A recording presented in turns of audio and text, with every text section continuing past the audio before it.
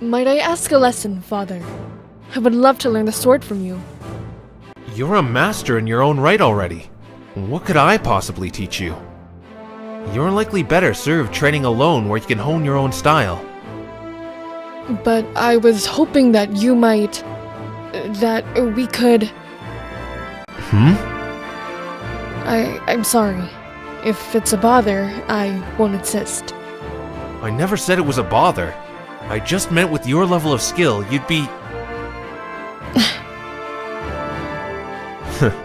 Fine. Go fetch a pair of practice blades. Wonderful. I just so happen to have two right here. Well, someone's certainly prepared. Very well. Let's begin.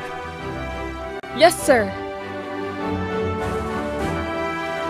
Ha! No! Impressive as ever. I was certain I dodged that one, but you nicked my shoulder. Still, you had me soundly beat. Had you not held back on that blow to my chest, I'd have a few shattered ribs. I was right to think you still have much to teach me. We'll have to make these lessons a habit. Wait, you didn't just... Did you throw that match just so we'd continue doing this? Why, Father! I would never! Devious. I see you'll have to keep a closer eye on you.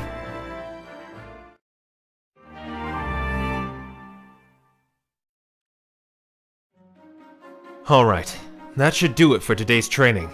Let's stop here. Thank you, Father. It still feels so strange to hear you call me that. You don't like it? No, it's not that I dislike it. It's just... different is all. I'm still wrestling with the reality that I have a child. And that child is you. I see. Oh, but don't tell your mother. You know how she can be. It always seemed to me like you told her everything. In the future, I mean. You two were always so close. Oh, come now. You make us sound like a pair of fawning lovebirds. I'm sure we would never embarrass ourselves, especially at court. So you say, but your blushing face seems a little less certain. It feels good to share a secret. It's been too long. You were always sharing little tidbits with me in the future. Was the future me really so... furtive? I don't think of myself as a man of secrets. Oh, they were just silly little things. Still, it gave me a thrill to hear them. So the future me wasn't so much furtive, but more of a hopelessly doting father. Well, there was one thing you never did tell me. Oh? How you and Mother first met. That's... not the sort of story a daughter needs to hear. It's certainly one this daughter would like to hear. Why don't we make a little wager? If I manage to defeat you, you'll tell me. I'm not sure if that's... That's certain you'll lose, eh? Very well. I accept. Then get ready, Father, because I'm serious about hearing this story. And I'm serious about not telling it. So likewise.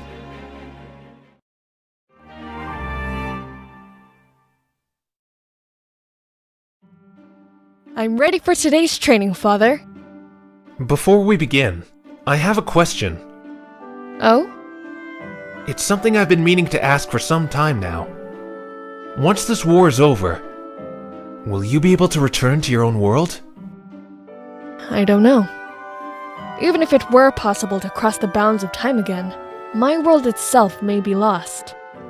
Naga said as much before we left. I see. But don't worry, Father.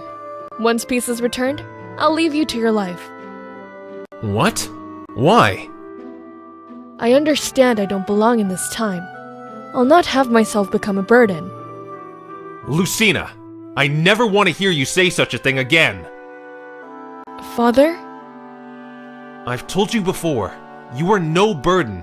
You could never be a burden. But...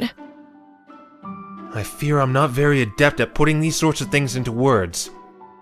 But it's clear you need to hear something. So listen well.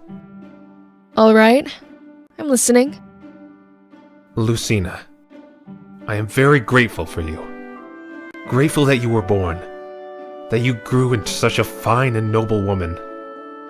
Grateful you withstood terrible hardships and risked all you knew to come here. I haven't the words to express how much it all means to me. None save thank you. Father. You're my daughter and my friend. You will always have a place at my side. Father, thank... Oh, Father!